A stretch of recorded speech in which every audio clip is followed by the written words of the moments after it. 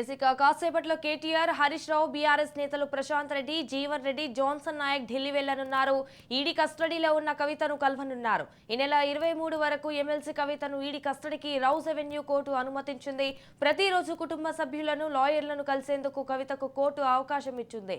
ED కస్టడీలో కవితను కలిసేందుకు సమయం నిర్ధారించింది. ప్రతిరోజు సాయంత్రం 6 నుంచి 7 వరకు కలిసేందుకు అవకాశం కల్పించింది. ఇక ఇంటి నుంచి ఆహారం తెప్పించుకునేందుకు పర్మిషన్ ఇచ్చిన కోర్టు ఈ నెల 23న కవితను కోర్టులో హాజరుపరచాలని ఈడీని ఆదేశించింది.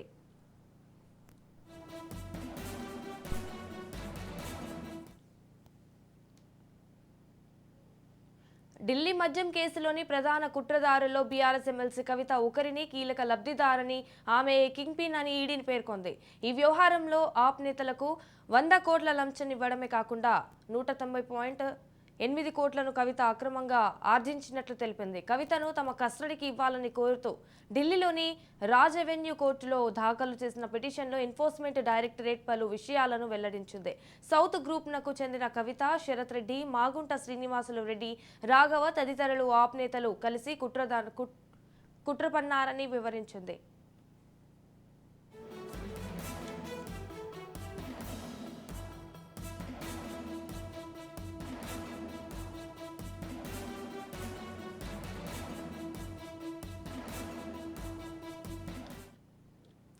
ఢిల్లీ మద్యం కుంభకోణం కేసులో అరెస్టు చేసిన బీఆర్ఎస్ ఎమ్మెల్సీ కవితను కస్టడీకి ఇవ్వాలని దాఖలు చేసిన పిటిషన్లో ఎన్ఫోర్స్మెంట్ డైరెక్టరేట్ కీలక విషయాలను వెల్లడించింది.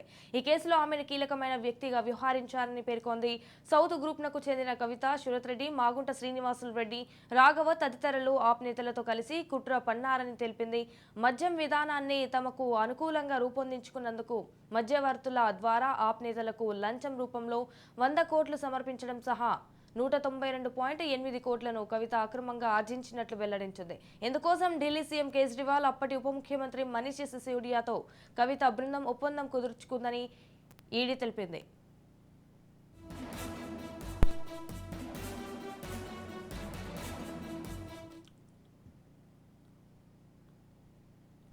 ఆప్ నేతలకు లంచం ఇచ్చినందున ఆమెకు అనుకూలంగా మద్యం విధానం రూపొందించిందని పేర్కొంది. అలాగే కవిత బినామీ అరుణ్ రామచంద్ర పిల్లైకి ఇండో స్పిరిట్స్ లో ఎలాంటి పెట్టుబడి లేకుండానే భాగస్వామ్యంతో పాటు మద్యం ఉత్పత్తిలో దేశంలోనే పేరొందిన ఫెర్నాడ్ రికార్డ్ సంస్థలో డిస్ట్రిబ్యూషన్ వ్యాపారం దక్కిందని ఈడీ వివరించింది. ఈ క్రమంలోనే 2021-22 ఢిల్లీ మద్యం పాలసీలో L1 గా నిలిచిన ఇండో స్పిరిట్ కు అత్యధిక లాభాలు దక్కాయని ఈడీ పిటిషన్లో వెల్లడించింది. లిక్కర్ పాలసీలో హోల్సేలర్లకు లాభాల వాటాను 12% పెంచడం ద్వారా సౌత్ గ్రూప్నకు లబ్ధి చేకూరడమే కాకుండా వాటిల్లో నుంచే ఆప్ నేతలకు అక్రమ నిధులు అందేలా కుట్ర జరిగిందని పేర్కొంది. కవిత మనీ లాండరింగ్ కు పాల్పడినట్లు నిర్ధారణకు రావడంతో అరెస్టు చేసినట్లు తెలిపింది. లిక్కర్ పాలసీలో కవిత బృందానికి అనుకూల విధానాల రూపకల్పన కుట్రకు 2021 మార్చి 19న కేజ్రీవాల్, మనీష్ సిసోడియా ప్రతినిధి విజయ్ నాయర్ హైదరాబాద్ పర్యటనకు మధ్య సంబంధం ఉందని ఈడీ వివరించింది. ఆ మరుసటి రోజు హైదరాబాద్కు చెందిన ఆడిటర్ బుచ్చిబాబు ఫోన్లో వాట్సాప్ చాటింగ్ల విశ్లేషణలో ఇది తెలిసిందని పేర్కొంది. అయితే మార్చి 15, 19 మధ్య ఢిల్లీ ప్రభుత్వంలో కేజ్రీవాల్, స్టెనో సునీల్ సింఫాల్ మధ్య జరిగిన ప్రత్యుత్తరాల మేరకు కాకుండా విజయ్ నాయర్ కవితను హైదరాబాద్లో కలిసి వెళ్లిన తర్వాత 22న మద్యం వివాదం నివేదికను తది రూపం వచ్చినట్లు గుర్తించినట్లు ఈడీ కోర్టును దృష్టికి తీసుకెళ్లింది. 2023 ఆగస్టు 8న కవిత వ్యక్తిగత సిబ్బంది నుంచి వాంగ్మూలం సేకరించామని ఈడీ వివరించింది. ఈ మేరకు ఆమె అనుచరుడు అభిషేక్ బోయన్పల్లి సూచనల మేరకు దినేష్ అరోరా కార్యాలయం నుంచి తాను 2 పెద్ద సంచుల్లో డబ్బును తీసుకెళ్లి వినోద్ చౌహాన్ అనే వ్యక్తికి అప్పగించినట్లు అతను వెల్లడించినట్లు పేర్కొంది. మరో సందర్భంలో ఢిల్లీ నారాయణ తోడాపూర్ సమీపంలోని చిరునామాకు 2 సంచుల్లో డబ్బును తీసుకెళ్లి అతడికి అప్పగించినట్లు అంగీకరించాడని వెల్లడించింది. వినోద్ చౌహాన్ అదే డబ్బును గోవాలో ఆప్ ఎన్నికల ఖర్చుల కోసం హవాలా మార్గంలో పంపించినట్లు దర్యాప్తులో తేలిందని ఈడీ పేర్కొంది. 2023 మార్చి 11న ఎన్ఫోర్స్మెంట్ డైరెక్టరేట్ కు సమర్పించిన తన ఫోన్లో ఒకదానిలో డేటాను కవిత తొలగించారని ఈడీ తెలిపింది. తాను ఫేస్ టైమ్, వాట్సాప్ వినియోగించినట్లు స్వయంగా అంగీకరించిన ఫోన్లో ఆ యాప్ లాంటి డేటా లేదని పేర్కొంది. దీని గురించి అడిగితే ఆమె సమాధానం దాటివేశారని వెల్లడించింది. విశ్లేషణ నిమిత్తం 9 ఫోన్లను అప్పగించినప్పటికీ వాటిని ఫార్మాట్ చేయడంతో డేటా లేదని విచారణలో తేలిందని వివరించింది.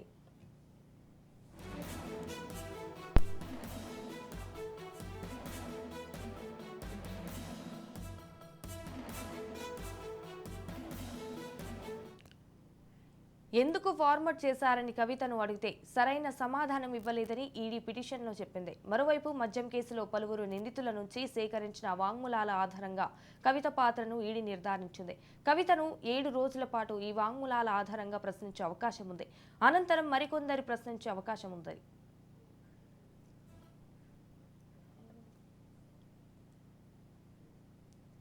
రైట్గా దీనిపై మరింత సమాచారం మా crime bureau chief Innareddy phone ఇన్లో అందిస్తారు. ఇన్నారెడ్డి చెప్పండి.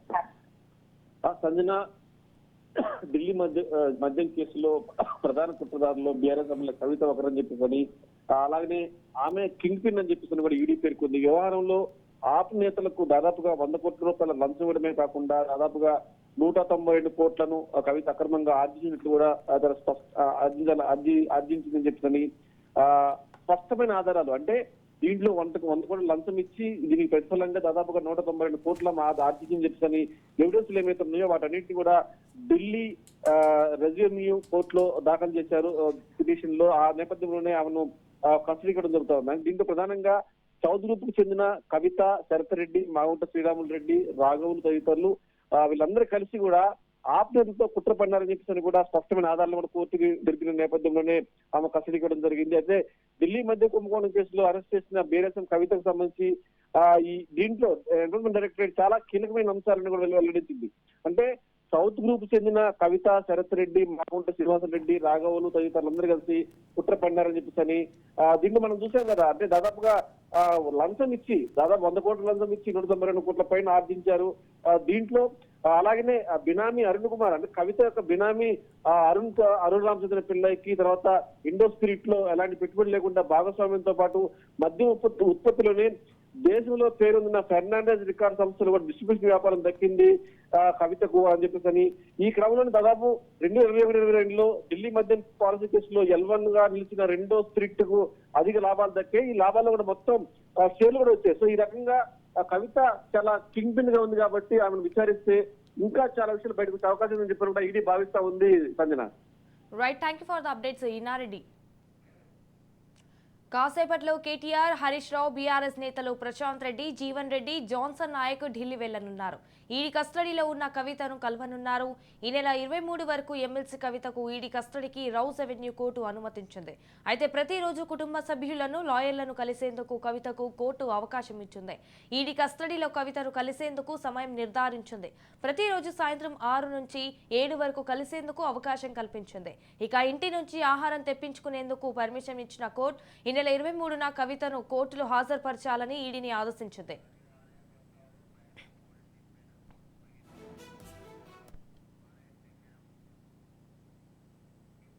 వాటిగా దీనిపై మరింత సమాచారం మా ప్రతినిధి మహేందర్ ఫోన్ ఇన్లో అందిస్తారు. మహేందర్ చెప్పండి.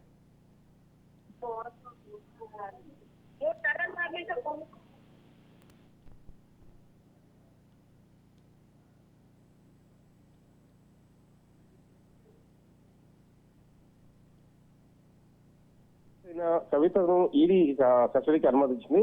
ఆ రౌస్ అవెన్యూ సిబిఐ కోర్టులో పలు కీలక ఆదేశాలు జారీ చేసింది. కవిత ఆరోగ్య పరీక్ష ప్రతిరోజు మెడికల్ టెస్ట్ చేయాలని ఆదేశించింది. అలాగే సాయంత్రం 6 గంటల నుంచి 7 గంటల వరకు ప్రతిరోజు కుటుంబ సభ్యులు కలిసేందుకు కూడా ఇటు న్యాయవాదితో చర్చించేందుకు అనుమతి ఇవ్వాలని కూడా కోర్టు చెప్పింది.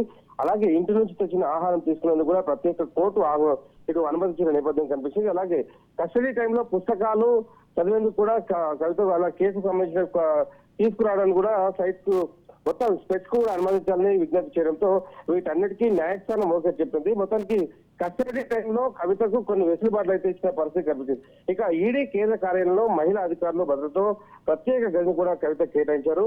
ఇప్పటికే కస్టడీ నేపథ్యంలో కేటీఆర్, హరీష్ రావు ఢిల్లీకి బయలుదేరారు. కోర్టు నిర్దేశించిన సమయంలో కవితను వారు కలుస్తారు. అలాగే కవిత ఇటు కేటీఆర్, హరీష్ రావు, కేటీఆర్ అంటే మాజీ మంత్రి ప్రశాంత్ రెడ్డి, జీవన్ రెడ్డి, జాన్సన్ నాయకులు వెళ్లారు. మరోవైపు కవితను వారం రోజుల పాటు ఈడీ కస్టడీ కోర్టుకు అప్పగించడంతో ఇటు బీఆర్ఎస్ అధినేత కేసీఆర్ ఢిల్లీ అడ్వకేట్ టీం కూడా ఏర్పాటు చేసినట్టు తెలుస్తుంది. సోమ భారత్ ఆధ్వర్యంలో ప్రత్యేక లీగల్ సెల్ ఏర్పాటు చేస్తున్నారు. వీరితో పాటు ఢిల్లీలోని ప్రముఖ న్యాయవాదులతో కేసీఆర్ మాట్లాడుతున్నట్టుగా కూడా బయటకు విషయాలు తెలుస్తున్నాయి. ఇప్పటికీ ఇటు మాజీ ముఖ్యమంత్రి కేసీఆర్ అయితే ఇక్కడ కూడా స్పందించని పరిస్థితి కనిపించింది. ఇక కవిత కేసు కొనుకొచ్చే వరకు కూడా కొందరు కుటుంబ సభ్యులు కూడా ఢిల్లీలోనే ఉండేలా చర్యలు తీసుకుంటారు. ఇప్పటికే పలువురు మాజీ మంత్రులు, పలువురు కీలక నేతలు ఢిల్లీలోని మకాం వేసి అక్కడ జరుగుతున్న పరిణామాలను ఎప్పటికప్పుడు తెలుసుకుంటూ కేసీఆర్ కు పూర్తి విషయాలు చేరవలసిన పరిస్థితి కనిపిస్తుంది. అయితే నేటి నుంచి కవితను 7 రోజుల పాటు ఈడీ అధికారులు విచారించిన నేపథ్యంలో సోమ భరత్ ఆధ్వర్యంలో అడ్వకేట్ టీం అలాగే ఆమెకు అందుబాటులో ఉంటూ సూచనలు కూడా ఇస్తుంది. ఈడీ అధికారులు అడిగే ప్రశ్నలు చెప్పే సమాధానాలపై వారు ఎప్పటికప్పుడు సూచనలు సలహాలు కూడా వారు ఇవ్వన్నారు. ఇక ములాఖాత్ సమయంలో న్యాయవాదులు టీం అందుబాటులో ఉండే సూచనలు ఇవ్వనట్టుగా కూడా తెలుస్తుంది. ఇక రిమాండ్ పూర్తయ్యే వరకు లేదా కేసు తేలే వరకు సోమవారం టీం అందుబాటులో ఉన్నట్టుగా కూడా తెలుస్తుంది. సో మొత్తానికి అయితే కవితకు కోర్టు కొన్ని వెసులుబాట్లు అయితే దిగ్బంధం చేసిందో వాటన్ని కూడా కల్పించేదని చెప్పొచ్చు. Right, thank you for the updates Mahender.